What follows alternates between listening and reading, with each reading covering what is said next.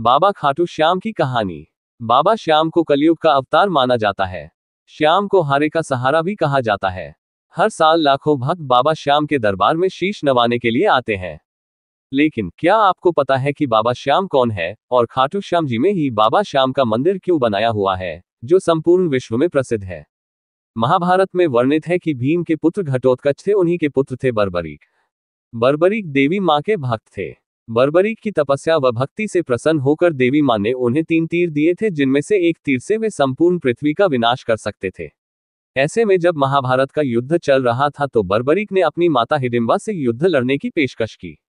तब बर्बरीक की माता ने सोचा कि कौरवों की सेना बड़ी है और पांडवों की सेना छोटी, इसलिए शायद युद्ध में कौरव पांडवों पर भारी पड़ेंगे।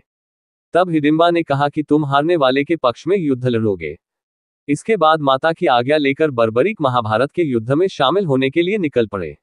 लेकिन श्री कृष्ण को पता था कि जीत पांडवों की होने वाली है। अगर बर्बरीक युद्ध स्थल पर पहुंचते हैं तो वे कौरव पक्ष में युद्ध लड़ेंगे। इसलिए भगवान श्री कृष्ण ब्राह्मण का रूप धारण कर बर्बरीक के पास पहुंचे। तब भगवान श्री कृष्ण ने बर्बरीक से उनका शीश दान में मांग लिया।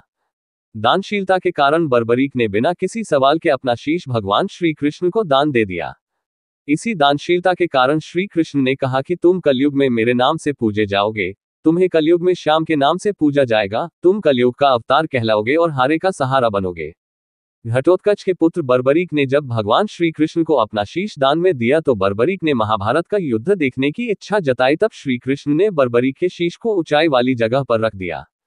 तब बर्बरीक ने संपूर्ण महाभारत का युद्ध देखा। युद्ध समाप्ति के बाद भगवान श्री कृष्ण ने बर्बरीक के शीश को गर्भवती नदी में बहा दिया। ऐसे में गर्भवती नदी से बर्बरीक यानी बाबा श्याम का शीश बहकर खाटू उसे समय की खाटूवान नगरी आ गया। बता दें कि खाटू श्याम जी में गर्भवती नदी 1974 में लुप्त हो गई थी। स्थानीय लोगों के अनुसार पीपल के पेड़ के पास रोज एक गाय अपने आप दूध देती थी। ऐसे में लोगों को हैरानी हुई तो उन्होंने उसे जगह खुदाई करवाई तो बाबा श्याम का शीश निकला। बाबा श्याम का ये शीश फाल्गुन मास की 11 को मिला था, इसलिए बाबा श्याम का जन्मोत्सव भी फाल्गुन मास की 11 को ही मनाया जाता है। खुदाई के बाद ग्रामीणों ने बाबा श्याम का शीश चौहान वंश की नर्मदा देवी को सौंप दिया। इसके बाद नर्मदा देवी ने गर्भगृह में बाबा श्याम की स्थापना की और जिस जगह बाबा श्याम को